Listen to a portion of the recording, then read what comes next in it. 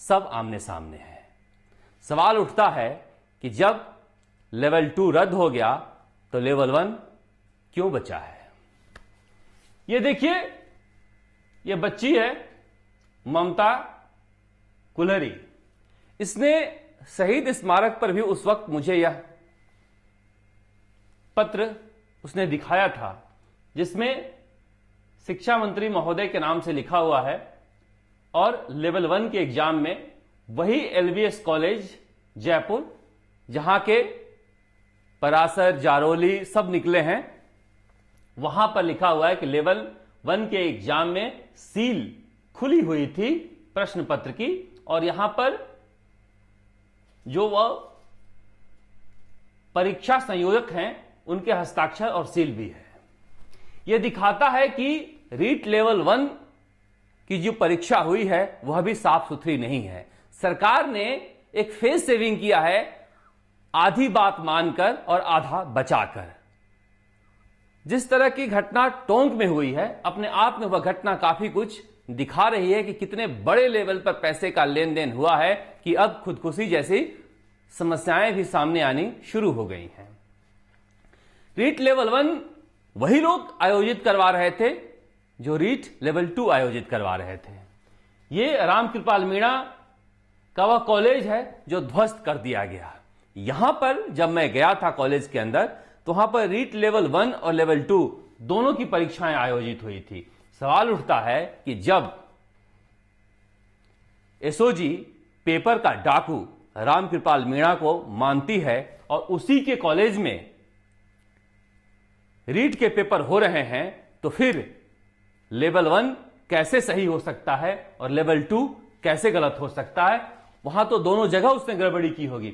देखिए, उस वक्त हमने दिखाया था आपको कि ये उसका कॉलेज था और कॉलेज में रीट लेवल 1 और 2 को लेकर वहां पर जो पोस्टर लगे हुए थे आयोजन को लेकर, ये वो पोस्टर थे जिसमें वहां पर रीट लेवल 1 और लेवल 2 के राजस्थान अध्यापक पात्रता परीक्षा के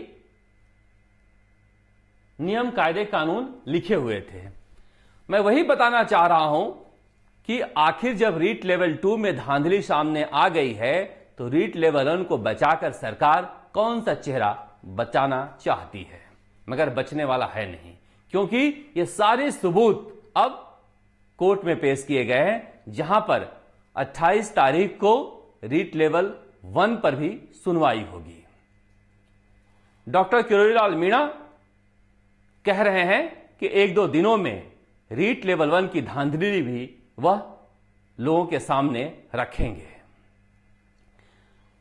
जिस तरह की जांच हो रही है, एसओजी देख रहे हैं आप, परीक्षा रद्द हो गई। रद्द करने का मतलब क्या है कि जांच बंद कर दी जाए। उसके बाद आपने सुना रद्द करने के बाद कोई गिरफ्तारी हुई हो, कोई पकड़ा गया हो, तो क्या रद्द करके सरकार बचना चाहती है? रद्द करने के बाद कहा जा रहा है कि सरकार ने बड़ा फैसला लिया है। यह बड़ा फैसला नहीं है, यह आहत करने वाला फैसला था। इस फैसले से कोई खुश नहीं है, क्योंकि गरीब बच्चे शहर में रहकर पढ़ाई करते हैं, जैसे तैसे पढ़ाई करते हैं। उनके महीनों की मेहनत बर्बाद हुई है सिर्फ इसलिए कि आप सीबीआई को जांच नहीं देना चाहते हैं। अगर सीबीआई जांच करती रहती तो रद्द करने की जरूरत भी नहीं पड़ती, क्योंकि सभी लोग पकड़े जाते। सवाल नियत का है। एसओजी चुप क्यों बैठ गई है? जांच क्यों बंद कर दी गई है? क्या इतने ही लोग पेपर खरीदे थे जो पकड़े गए हैं? इन्हीं के लिए करोड़ों का लेन देन हुआ था। करोड़ों का लेन देन का क्या हुआ और उसका खुलासा कैसे होगा, यह भी अब सच सामने आने वाला है। बीजेपी के राज्यसभा सांसद डॉक्टर किरोड़ीलाल मीणा दिल्ली में ईडी के अफसरों से मिले हैं और उन्होंने लेन देन की सारी जानकारी ईडी को दी है। देखिए, सीबीआई के मामले में समस्या यह है कि राजस्थान विधानसभा में सरकार ने कानून पारित कर दिया है, जिसमें कहा गया है कि सीबीआई जांच के लिए केंद्र को राज्य सरकार से अनुमति लेनी पड़ेगी, मगर ईडी की जांच के लिए अनुमति की जरूरत नहीं है। और जिस तरह से बड़े पैमाने पर पैसे का लेन देन हुआ है, ईडी इस मामले की जांच कर सकती है। इसलिए बहुत जल्दी हो सकता है कि ईडी इस मामले की जांच शुरू कर दे अगर कोर्ट के जरिए सीबीआई जांच की सफलता नहीं मिली तो। समझ में नहीं आता कि कल मुख्यमंत्री अशोक गहलोत ने ट्वीट किया था कि हमने इतनी सारी जांचें सीबीआई को दे दी है, क्या हुआ? एक और जांच अगर सीबीआई को आप दे देंगे तो क्या हो जाएगा? कुछ तो हो जाएगा जो डर रहे हैं, कुछ तो डर है, किसी को भी तो बचाना है। धर्मपाल जारोली कहां है, यही बता दे सरकार। किस तरह से चेहरे पर नकाब ओढ़कर लोग खामोश हो गए हैं किसी के दर्द पर, यह तस्वीरें दिखा रही हैं, यह हालात बता रहे हैं। लेवल 1 की परीक्षा को लेकर जिस तरह की उहापोह की स्थिति बनी हुई है, सरकार को यह तस्वीर जल्दी साफ करनी होगी, क्योंकि अगर कोर्ट में जाकर यह मामला अटकता है और वहां पर मामला फंसता है तो फिर बेरोजगार और सरकार के खिलाफ हो जाएंगे। सरकार कहती है कि इस तरह से परीक्षा रद्द करने से तो भर्ती हो ही नहीं पाएगी, मगर इस तरह से फर्जीवाड़ा करके भर्ती करने का मतलब भी क्या है? सब इंस्पेक्टर परीक्षा को लेकर जो परीक्षा भवन से तस्वीरें सामने आई थी, उसकी जांच का क्या हुआ? लाइब्रेरियन की परीक्षा हुई थी, पेपर लीक हुआ था और उसमें टॉपर एक कोचिंग संस्थान के मालिक की पत्नी है, जो टॉप करने पर सवामणि का आयोजन भी किया था। उसकी जांच का कुछ हो ही नहीं रहा है। जेईएन पेपर लीक की जांच के लिए सरकार कुछ बोल नहीं रही है, तो क्या लीपापोती का खेल चल रहा है? लेकिन इस पूरे खेल में जहां भी कमी नजर आएगी हम आपको बताते रहेंगे। पेपर लीक के अलावा सियासत में भी बहुत सारी खबरें हैं जिसे हम आपको बताना चाहते हैं। अब यह खबर आई है कि मंत्रिमंडल में विस्तार के बाद से ही राजस्थान में सूची तैयार कर ली गई थी राजनीतिक नियुक्तियां देने के लिए, मगर किसने रोका? अगर अखबारों की माने तो मुख्यमंत्री अशोक गहलोत ने उसे रोक रखा है।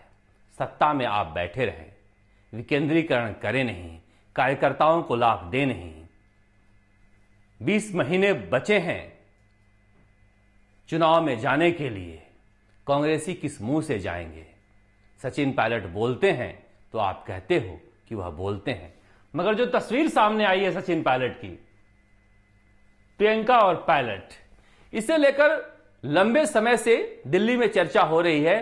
क्या कांग्रेस की अगली पीढ़ी के यही दो नेता हैं, एक गांधी परिवार का चेहरा और एक आम समाज का चेहरा, मध्यवर्ग का चेहरा, नौजवान पढ़ा लिखा? क्या ये दो चेहरे कांग्रेस का भविष्य हो सकते हैं? इस तस्वीर ने मुख्यमंत्री अशोक गहलोत की बेचैनी भी काफी बढ़ा दी है।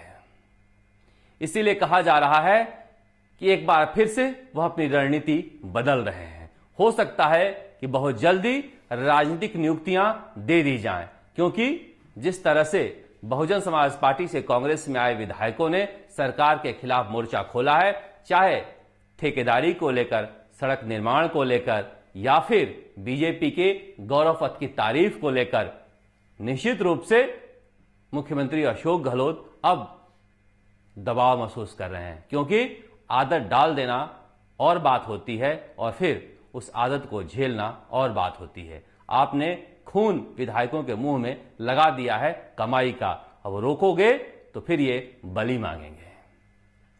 दूसरी तरफ बीजेपी में भी गजब के हालात हैं।